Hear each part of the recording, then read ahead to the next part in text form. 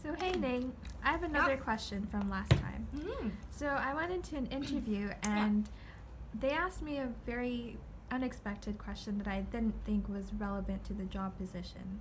Why would they do that? Oh, gosh. I'm so glad that you asked that because a lot of my clients have similar concerns or questions. They're like, hey, what the heck? How does that has to do with anything with that question, right? So first off, you got to think, if you really feel like surprised by it, what do you feel like the first step you should do? Like, pause, obviously. You can ask them to clarify, right? Like, do you want to clarify that question? Maybe you heard it wrong or who knows what, right? And the second is you could seriously even just ask them directly, does this has to do with anything with my job, right? Is this relevant to what I'm going to do? But usually once you ask them to clarify, they'll actually probe you and try to tell you a little bit more about why they're asking that question. But if that failed or you missed the chance, I highly recommend you or anybody who, before you even get into an interview, really do a thorough research, because that will really help you to prep mentally and to have a really good understanding or expectations of what's gonna happen, what kind of questions are gonna come throwing at you. So I recommend you go onto the Not Code. There's a Work BC code. There's a bunch of other resources, but at least talk to one person who's working in the field already, so you get a really clear idea what this role is about, right? Because sometimes like you mentioned, that coordinator position, right? It sounds like, oh my gosh, maybe it's just, you got to talk to different stakeholders and whatnot. But to me, it sounds really clear that might be supervisory, or you could be recruiting people, right?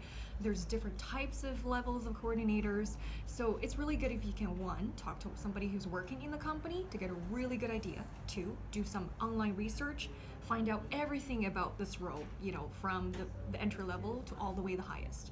So, have all these. And what I really recommend people to do is, when you're at home, you actually imagine, okay, so if I am the hiring person, I'm here in front of myself or whoever, a candidate. I got about half an hour to decide what are the questions I want, as a boss, I want to know from this candidate.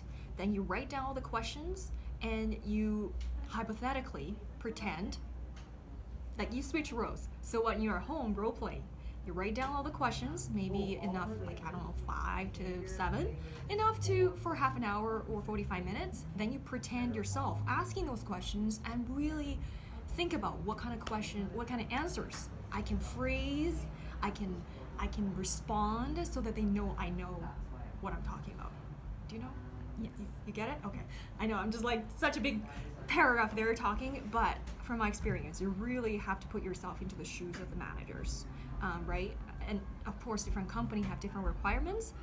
That's why I said an info interview with the person working in the company is super helpful. Doesn't even have to be the exact role. Could be just receptionist. You could be like, hey, I'm calling from, or you can just say, my name is this and this. I'm applying for a role in your company. Would love to learn a little bit more about this. Bad timing. Anyway, so hopefully they're not firing. They're here. Anyway, so is that clear? So what are the not 3 steps, but I would say the 2 major things you should do before you get into the interview room. The first step, you gotta what? You have to research or do an informational interview with someone who works at the company. Absolutely, yeah. What's the second? The second is to pretend that you're the manager and brainstorm questions that they would be asking you. Absolutely, you got it. Yay! All right, high five. Okay, so that will be it for that question. I hope you kind of have a clear thoughts now. So, of course, in the circumstances where you're going for a really creative company like Google's or who knows what, like these inventive companies, there could be literally questions just really out of nowhere, like, if you are a vegetable, what kind of vegetable are you going to be? So that will be slightly different, of course. That would depend on your own creativity and spontaneousness. But in general, the more prepared you are, the better chance of you getting hired. Because, who don't like a person who's very confident and know what he's talking about, right? Right. Awesome. All right, well, that will be it for now. Hope you learned something new there. And thanks for watching. Bye. Bye.